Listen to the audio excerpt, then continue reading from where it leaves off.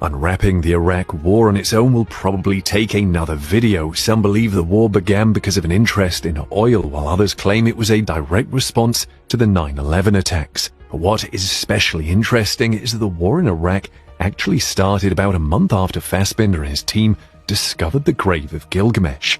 According to sources, the war essentially made it impossible for Fassbinder and his team to get the items they discovered, so they couldn't carbon date them or make additional findings to help them understand what they were dealing with. Left with nothing they could do and a need to save themselves, Fassbinder and his team left the area where they had made the groundbreaking discovery and fled the country. It's easy to think that this is nothing but a myth, but consider this: every single justifiable reason why the US invaded Iraq has been proven to be false. The official line was that the country had helped to plan the 9/11 attacks, but George W. Bush, the US president who started this entire thing, officially came out to say that they didn't. What did Iraq have to do with what? The attack on the World Trade Center.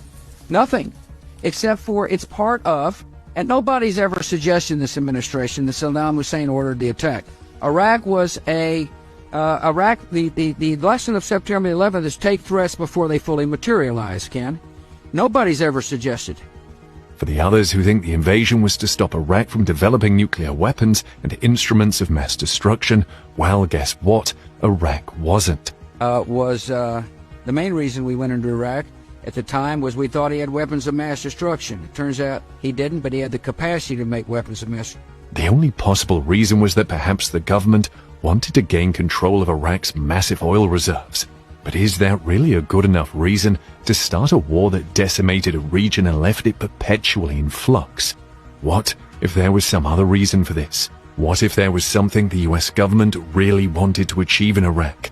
Well, leaked emails to Hilary Clinton, a woman who, in case you forgot, has spent most of her adult life in government and even ran for president twice, shows that the powers that be just might have had a reason to keep this discovery a secret. Now you can see here it says, this is from Denitra Senegar. That's who it's from.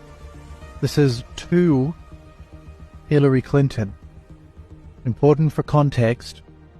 And then it says, well, you can read it there. Can you see what it says? I mean, requesting documents pertaining to the resurrection chamber of Gilgamesh, the location of his body, and the location of the buried Nephilim. Want to know what's even weirder? Witnesses claimed that the military immediately set up an encampment around the grave of Gilgamesh as soon as they landed in Iraq. They reportedly sent reporters and locals out of the region and pretty much overran the entire area. Some witnesses also claim that the military began excavating items from the site, moving them to an undisclosed location. And besides all this, reports of the discovery of Gilgamesh's grave were pretty much wiped off the internet. It was basically like this thing never existed. To be fair, this might all seem a bit extreme, but there's definitely a lot of overlap. As for why the government might be interested in Gilgamesh and his grave, there's also a bit of a theory.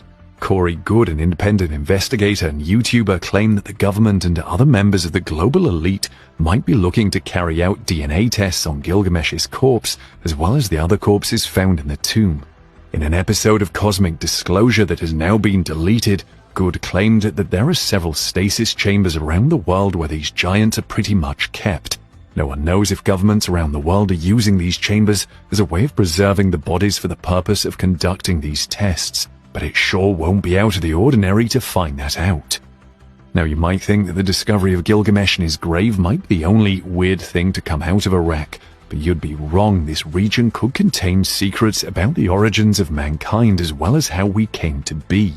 In March 1853, a group of men led by French scientist Paul-Émile Botta discovered an interesting find while digging for treasures in Khorsabad, Iraq.